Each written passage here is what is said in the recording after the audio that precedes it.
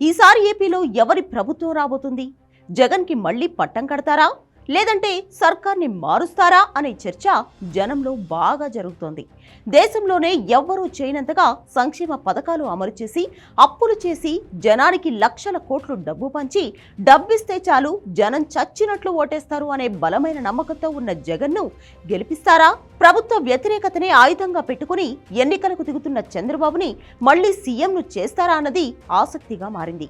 అయితే 5 ఏళ్లలో జగన్ చేసిన కొన్ని దారుణమైన తప్పిదాలు, అహంకారపూరిత నిర్ణయాలు రేపటి ఎన్నికల్లో ఆయన్ని దెబ్బతీసినా ఆశ్చర్యం లేదు. అసలు జగన్ చేసిన తప్పులు ఏంటంటే, మిస్టేక్ నెంబర్ 1, పగ ప్రతీకారాల మీదే జగన్ దృష్టి. జగన్ 5 ఏళ్ల పాలన పగ ప్రతీకారాలతోనే జరిగింది. తనను జైలుకు పంపడానికి సోనియా, చంద్రబాబే కారణమని బలంగా విశ్వసించే జగన్ అధికారంలోకి రాగానే వేట మొదలుపెట్టారు. చంద్రబాబు ఇంటి పక్కనే కట్టిన ప్రజా వేదికను కూల్చిపడేశారు. జనం సొమ్ముతో కట్టిన నిర్మాణమని తెలిసి కూడా అడ్డగోలు నిర్ణయం తీసుకుని అమలు చేశారు. రాజధాని అమరావతిలో నిర్మాణాలను ఎక్కడికక్కడ ఆపేశారు. జనం సొమ్ముపోయినా పర్వాలేదు, తన మాటే నెరవేరాలి అనుకున్నారు జగన్. కట్టపై ఉన్న ఇళ్లకు నోటీసులు ఇచ్చే క్రమంలో చంద్రబాబుకు నోటీసులు ఇవ్వడమే కాదు, దాదాపు ఆయన్ని ఇంటి నుంచి బయటకు గెంటేసేంత పని చేశారు. చంద్రబాబు హయాంలో అమలు చేసిన అన్ని పనుల టెండర్లను రీకాల్ చేశారు. టీడీపీ నాయకుల్లో ఒక్కొక్కరిపై విడివిడిగా ప్రతీకార దాడులు కొనసాగాయి. అద్దంకి ఎమ్మెల్యే గొట్టిపాటి రవికి చెందిన మైన్స్ మొత్తాన్ని క్లోజ్ చేయించారు. డైరీ అక్రమాల పేరుతో ధూళిపాల నరేంద్రను లోపలేశారు. అశోక గజపతిరాజు లాంటి వాడిని కూడా వదిలిపెట్టలేదు. వాళ్ల కుటుంబంలో విభేదాలు సృష్టించి సింహాచలం నుంచి ఆయన వెళ్లగొట్టే ప్రయత్నం చేశారు. ఇక అయ్యన్న పాత్రుడినైతే ఒక ఆట ఆడుకున్నారు. రాష్ట్రంలో చిన్న పెద్ద టీడీపీ నాయకుల్ని మొత్తం మీద ఒక 100 మందిని అరెస్ట్ చేసి లోపల వేశారు. ఎవరు నోరెత్తినా తన్ని లోపల వేయడమే.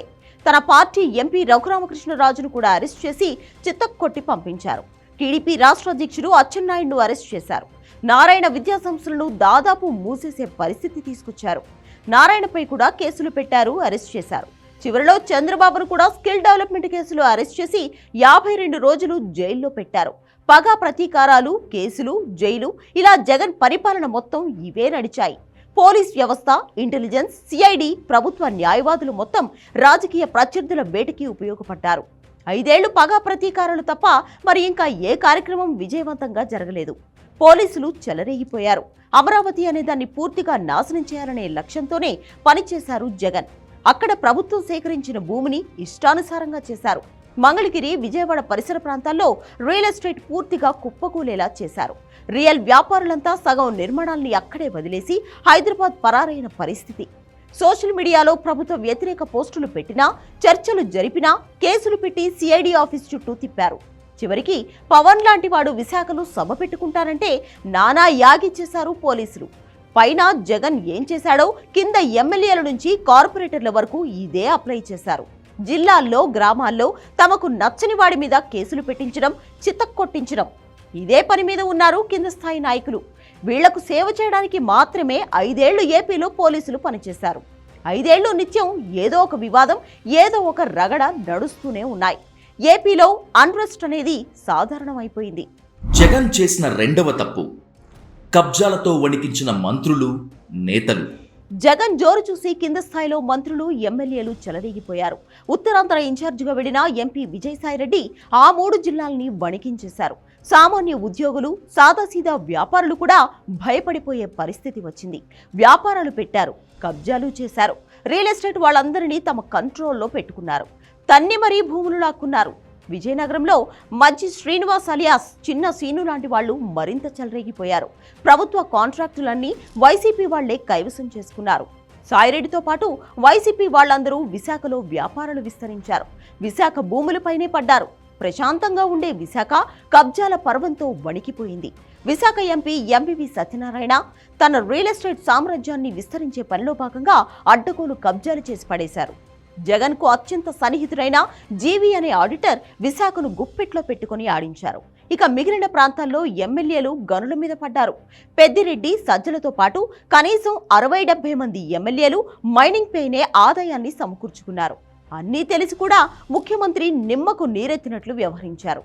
పార్టీ పరంగా విశాఖ చేజారిపోతుంది అన్న హెచ్చరికతో విజయసాయిరెడ్డిని ఉత్తరాంధ్ర బాధ్యతల నుంచి తప్పించారు. ఆర్థిక మంత్రి ఏకంగా పాణ్యం సిమెంట్స్ కంపెనీనే కొనుక్కున్నారు. ఆ మంత్రి ఈ మంత్రి అని లేదు, అందరూ 100 ఏళ్లకు కావాల్సినంత సంపాదించుకున్నారు. పైకి మాత్రం అంతా సీఎం చూసుకుంటున్నాడు, తనకు రూపాయి సంపాదన లేదంటూ చెప్పుకుంటూ వచ్చారు. ఇవన్నీ ఎప్పటికప్పుడు ఇంటెలిజెన్స్ ద్వారా తెలుసుకుంటేనే జగన్ నిర్లక్ష్యంగా వదిలిపెట్టారు. ఇదే ఇప్పుడు ప్రమాదంగా మారింది. జగన్ చేసిన మూడవ అతిపెద్ద తప్పు జనాలకు, లీడర్లకు అందుబాటులో లేకపోవటం. జగన్ చేసిన మరో పెద్ద తప్పిదం 5 ఏళ్లలో ఎమ్మెల్యేలు కానీ మంత్రులు కానీ 1-to-1 కలవకపోవడం. జనాలను కూడా ఎన్నడూ కలిసింది లేదు. ఈ 5 ఏళ్లలో జగన్ ఒక్క ప్రెస్ మీట్ కూడా పెట్టలేదు. అభివృద్ధి పథకాలు అమలు చేసేటప్పుడు, సంక్షేమ పథకాలు ప్రారంభించేటప్పుడు బటన్ నొక్కడం, స్పీచ్ ఇవ్వడం, చివరిలో చంద్రబాబు పవన్ ని తిట్టడం జగన్ చేసింది ఇదే. ఇంతకు మించి తన ఎమ్మెల్యేలు, ఎంపీలను జగన్ ఏ రోజు కలిసింది లేదు. జనాలను అసలే కలవలేదు. ఎమ్మెల్యేలకు, ఎంపీలకు ఎంట్రీ ఇస్తే వాళ్ల డిమాండ్లు పెరిగిపోతాయనేది సీఎం ఆలోచన. జగన్ కు నాయకులకు మధ్య సజ్జల అనే ఒక మీడియేటర్ మాత్రమే ఉన్నాడు. అసలు ఎమ్మెల్యేలను, జనాలను కలవకపోవడంతో తాడేపల్లి కోట బయట ఏం జరుగుతుందో తెలుసుకోలేకపోయాడు జగన్. జగన్ చేసిన 4వ తప్పు లిక్కర్ పేరుతో జనాల నుంచి నిలువు దోపిడీ. జగన్ చేసిన మరో భారీ తప్పిదం ఏపీలో మద్యం అమ్మకాలను మొత్తం తన కంట్రోల్లో పెట్టుకోవడం. మద్యం అమ్మకం ద్వారా తనకు, పార్టీ నాయకులకు ఆదాయాన్ని సమకూర్చుకోవచ్చని ప్లాన్ వేశారు జగన్. దేశంలో దొరికే బ్రాండ్లన్నింటినీ రాష్ట్రంలోకి అడుగు పెట్టనివ్వకుండా సొంత బ్రాండ్లు క్రియేట్ చేశారు. ఇది జగన్ విశృంఖలతకు మచ్చుతునక. బూమ్ బూమ్, ప్రెసిడెంట్ మెడల్ ఇలాంటి పిచ్చి పేర్లతో లిక్కర్ బ్రాండ్లను సృష్టించి ఏపీకి పరిమితం చేసి అధిక రేట్లకి లిక్కర్ అమ్ముకున్నారు. అది తాగితే అనారోగ్యం, మరోవైపు రేట్ ఎక్కువ. కేవలం సొంత లిక్కర్ పాలసీ అమ్మకాల వల్ల జగన్, ఆయన చుట్టూ ఉన్న కొందరు మాత్రమే వేల కోట్ల రూపాయలు సంపాదించుకున్నారనే ఆరోపణలు ఉన్నాయి. భారతదేశంలోని ఏ రాష్ట్రంలోనూ ఇలా లిక్కర్ బ్రాండ్లు పెట్టి ప్రభుత్వం అమ్ముకునే పరిస్థితి లేదు. జగన్కు డబ్బు ఎలా సంపాదించాలో తెలుసు, ఎక్కడి నుంచి సంపాదించాలో కూడా తెలుసు. మద్యం మీద కబ్జా పెట్టి సొంత బ్రాండ్లు సృష్టించి లాభపడ్డాడు. మద్యాన్ని పూర్తిగా నిషేధిస్తానని ఇచ్చిన హామీని కూడా గాలికి వదిలేశాడు. లిక్కర్ రాష్ట్రంలో చాలా మందిని ప్రభావితం చేస్తుంది. ఒక పక్క డబ్బులు ఇస్తున్నాడు, మరో పక్క ఇలా జనాలను దోచేశాడు అనే టాక్ పబ్లిక్ కు భారీగా వెళ్లిపోయింది.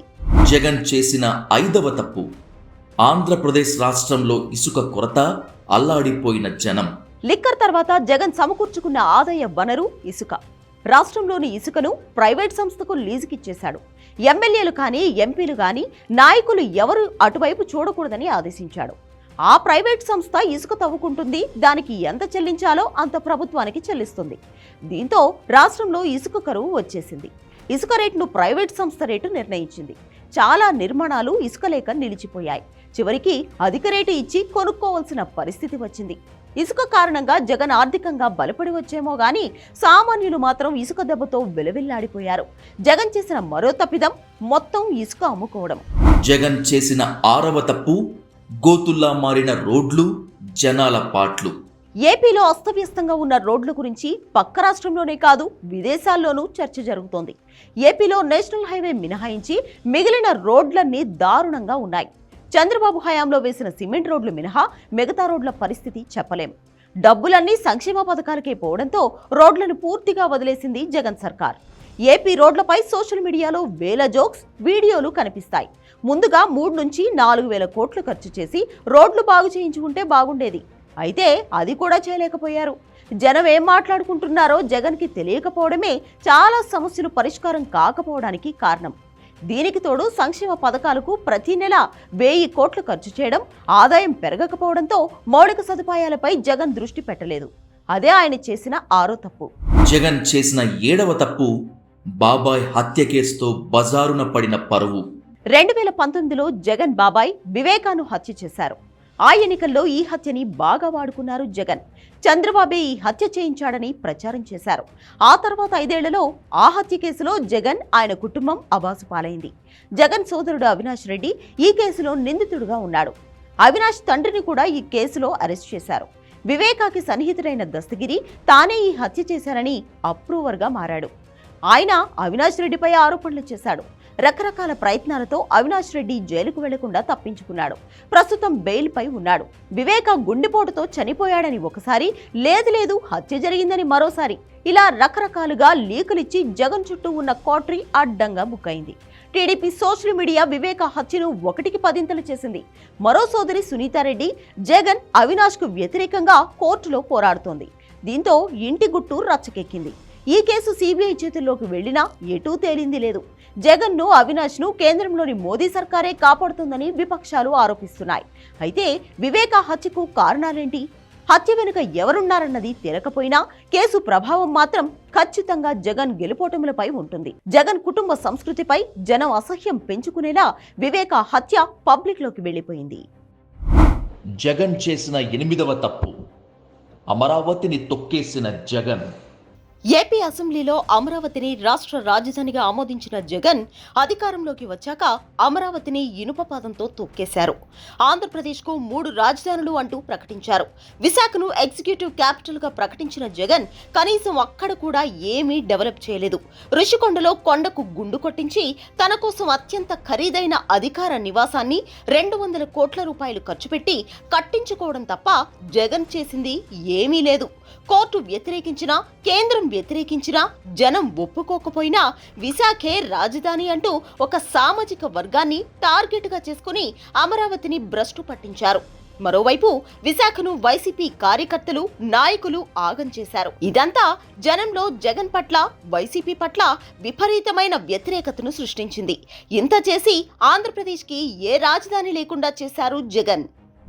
జగన్ చేసిన 9వ తప్పు, ప్రజలను కులాలు, వర్గాలుగా విడగొట్టిన జగన్.